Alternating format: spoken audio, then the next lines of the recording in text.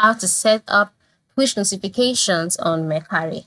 Hello everyone, welcome to another tutorial. In this tutorial, you would learn how you can set up push notifications on Mercari. It's simple. Your business is with the settings tab of your account. So what do?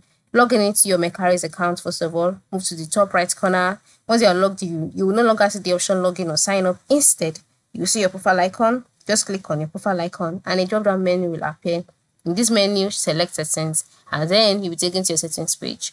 Once you're on your settings page, the next thing for you to do is to go ahead to find the notification options amongst the options displayed. On the settings page, you'll see a number of options, okay? Such as language, you'll see security and privacy, you'll see profile. Amongst all of them, ensure you select the notifications option. Then once you're on the notifications page, you'll see the push option to enable push notification. And just go ahead and turn on the toggle. All right, you can either turn on the toggle or turn off the toggle. So if the toggle is turned off, just turn it on and then push notifications would be set up.